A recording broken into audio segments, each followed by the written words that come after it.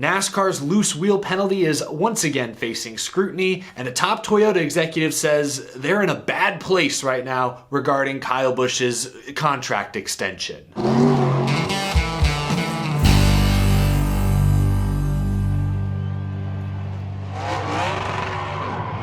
How's it going, y'all? My name is Eric. Welcome to Out of the Groove. NASCAR silly season is in full swing. There is so much buzz around the NASCAR industry right now that yesterday, which was supposed to be all about the Chicago street race announcement, Dustin Long from NBC Sports published an article with some really interesting quotes from David Wilson at TRD talking about Kyle Busch's contract situation and how right now they're in a bad place. He was brutally honest about the dire situation Toyota, Joe Gibbs Racing, and Kyle Busch find themselves in right now. We're going to talk all about that in just a few moments, but I do want to begin with some more pressing news. News that will take effect this weekend at Pocono. This morning, NASCAR confirmed that Austin Cindric's team will be penalized for that loose wheel they had on pit road last week at New Hampshire. Cindric's crew chief, Jeremy Bullins, is out for 4 races, as well as 2 members of his pit crew. This again is for this incident last week where the left front off Cindric's 2 car fell off as he was exiting pit road, rolled down pit road a little ways through several pit boxes before eventually coming to a rest. We've seen tons of wheels fall off this year, and typically if a wheel falls off, that's an instant 4-race suspension for the crew chief and for 2 crew members. But NASCAR set a slightly different precedent a couple weeks ago when Christopher Bell had a wheel fall off on pit road at Atlanta. NASCAR chose not to penalize the 20 team for that incident, which led many to wonder if the 2 team would face any sort of penalty this week. Obviously, NASCAR saw the Cindric incident differently than the Bell incident. Cindric gets a penalty, Bell does not.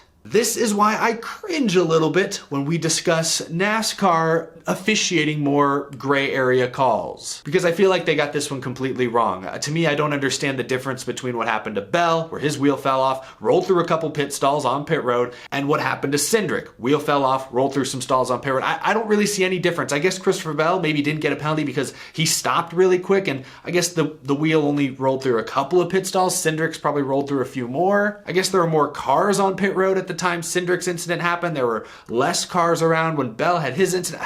It's just such a gray area that's so loosely defined. I wish NASCAR had less of these. I think a 4-race suspension for a loose wheel is too harsh. I understand all the safety concerns, but the way I see it, nobody's trying to gain any sort of competitive advantage by leaving a wheel loose. These are just honest mistakes, in some cases that are the fault of the equipment, which are almost all built, developed, and distributed by NASCAR. The teams do not make their own pit guns. These all come to them from NASCAR. The wheel nuts, the wheels themselves, built by NASCAR and NASCAR suppliers.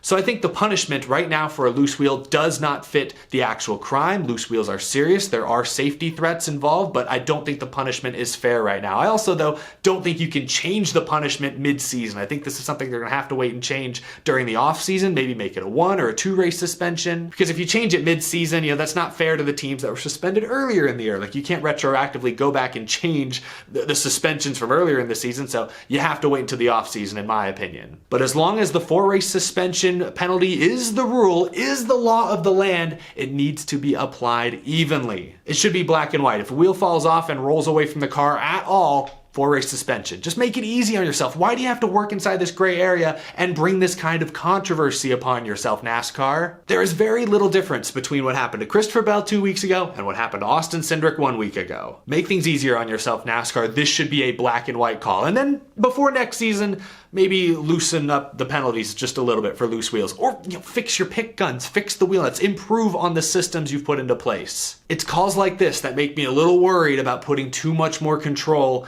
in the hands of NASCAR officials. Just saying, but that's a conversation for another day. The big story I want to talk about today is Kyle Busch, the latest in the sponsor search saga. Last night, like I said, Dustin Long, writer for NBC Sports, published an article featuring quotes from David Wilson, the head of Toyota Racing Development. And some of these quotes are very enlightening. They shed a ton of light on the struggles Joe Gibbs Racing is currently facing. JGR would love to keep Kyle Busch in the 18 car, and Kyle Busch would love to keep driving the 18 car. This whole relationship, though, hinges on sponsorship. M&M's leaving leaves like a roughly $20 million hole in JGR's budget. If they want to retain Kyle Busch, one of the most expensive drivers in the Cup Series, they need to find a major sponsor to fill that gap. Until they do, this situation is very much in limbo. So much limbo that now David Wilson from Toyota is talking about contingency plans. Here's some of what he told Dustin Long at NBC. If there's not sponsorship there, maybe we can create a bridge somewhere. We have to have contingency plans. Rest assured, we're thinking about every way this can go. Contingency plans. We talked the other day about plan A, B, C, all the way down to Z. They're probably somewhere in the middle of the alphabet right now, just in case plan A does in fact fall apart. Now, he was asked how that sponsor search is coming, and he updates there, and here's what David Wilson said. This was interesting. I wish I could handicap it for you, but I just can't. We're in a bad place right now. We've got some tremendously heavy lifting in front of us. David Wilson told NBC that there was one company they were close to finalizing a deal with, but that fell apart. They've had conversations with other sponsors, but so far nothing has stuck. You can hear some of the frustration seeping through. We're in a bad place right now. We have some tremendously heavy lifting ahead of us. We heard some of that frustration from Kyle Busch a few months ago, back like April and May. Now we're starting to hear some of that frustration from Toyota. David Wilson continued, Joe Gibbs and I talk every night. This is the most important consideration that we are struggling with and working on. Our resolve has not changed one bit. We are not going to quit. Like I said, Joe Gibbs Racing and Toyota want Kyle Busch to stick around. They have a lot invested in him. He has been synonymous with their brand for the past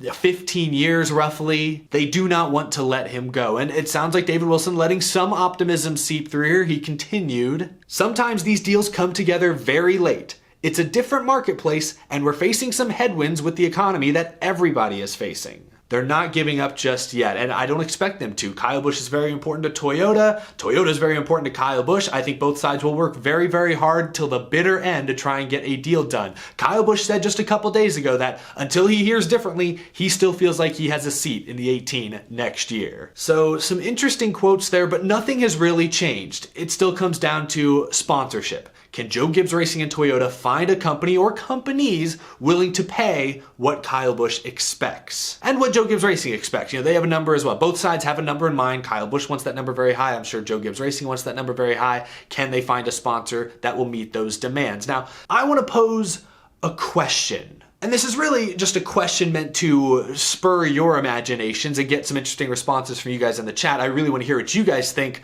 about what I'm about to talk about. But, thinking out loud, should Kyle Busch lower his asking price? We don't know Kyle Busch's exact salary, and we don't know exactly what Joe Gibbs Racing expects from a major sponsor. We've heard estimates that's $20, maybe close to $30 million annually. Now look, say Kyle Busch did ask for 30% less or some random number. Would JGR take that deal? Is there a sponsor out there that would be willing to pay even that? I don't know. So this may all be hypothetical. But that's one of the questions I want to ask. Should Kyle Busch consider taking less money? He's been one of, if not the highest paid driver in the sport in recent years. But as reality sets in, should he accept the fact that he might need to take less money? That's the question I want to pose, and I'm curious to hear your answers too.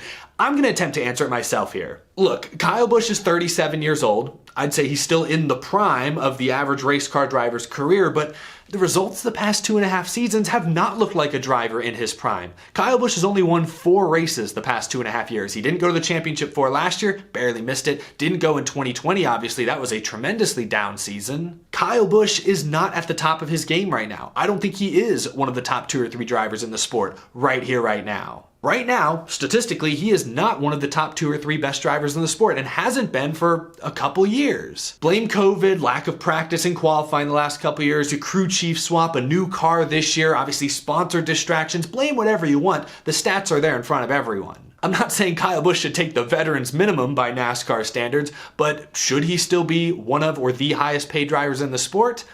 I don't know. The results, I think, make that debatable. And there's really a second part to this question, not just is Kyle Busch at the top of his game, because that's arguable, the stats seem to say he's not, but the second part of that question is how much leverage does Kyle Busch truly have? Obviously he's still very, very good, may not be top 2 or 3, but I think any team in the garage would like to have Kyle Busch drive for him. And second, he does own Kyle Busch Motorsports, which has served as an important rung on Toyota's development ladder for the past however many years. So if Busch leaves Toyota, I don't know how that relationship would be affected, but that's leverage I think Kyle Busch has over Toyota in many ways. But that's about it. Busch also has some things going against him that I think hurt his leverage. One, he is getting a little older. 37 years old is not old by race car driver standards, but he's not one of the youngest guys either. He's expensive and is asking for a lot of money. To me, that hurts his leverage a bit. He doesn't have a huge market out there for him. Like, aside from maybe Stewart-Haas Racing, I don't think there's another team in the Cup Series that can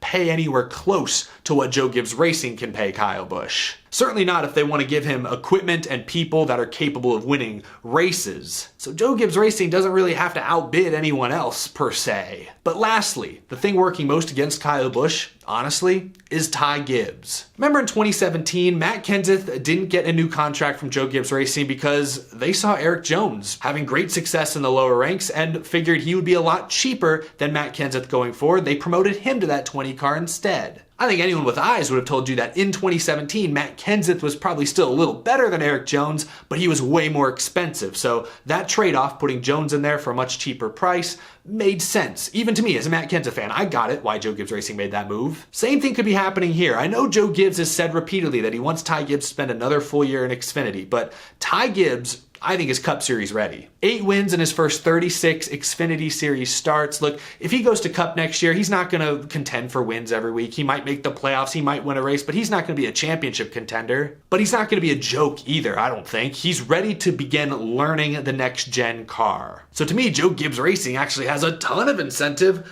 to get Ty Gibbs in a Cup car sooner rather than later. And Ty Gibbs will be a lot cheaper than Kyle Busch. So that's the tough thing for Kyle Busch. The only leverage he has is Truck Series team, and he is still really good. He is still Kyle Busch. Maybe not the best Kyle Busch we've ever seen, but still very, very good. Unfortunately, cheaper, talented superstars like Ty Gibbs coming up behind him put some pressure on the team. Busch's demands of a large salary also put stress on the team. He has a lot of things working against him that I think hurt Kyle Busch's leverage during these contract negotiations. So that's why I asked the question. Should Kyle Busch consider changing his demands? Would it even make a difference? If he took a 30% lower salary this next year, could JGR sign him then? Maybe not. Maybe they still need a sponsor, and maybe there still wouldn't be a sponsor willing to pay that. I don't know. Like, I don't actually know if that would change anything, but I can't imagine it would make things worse. It wouldn't make it harder to find a sponsor, at least that's for sure. Anyway, share your thoughts down in the comment section below. Again, I'm just spitballing right here. It's just kind of a fun thought experiment, just a nice question to throw out into the world and see what kind of answers you guys come up with. That's gonna do it for this episode. Thank you all so much for watching. If you're new to the channel, hit that subscribe button. We talk NASCAR every single day pretty much here on this show. And as always, a big thank you to my Patreon supporters as well. Couldn't do this show without your tremendous support every single month. I greatly appreciate it. I will be at Pocono this weekend. Got some news coming out very soon about possible meetups I'll be doing Saturday and Sunday. It'll be my first trip up to the Tricky Triangle. My first time ever in the state of Pennsylvania, actually. So I'm very, very excited to see what's going on out there. Hope to see a lot of y'all there at the track. That's gonna do it for this episode, y'all. Thanks for watching. I'll see you in the next one.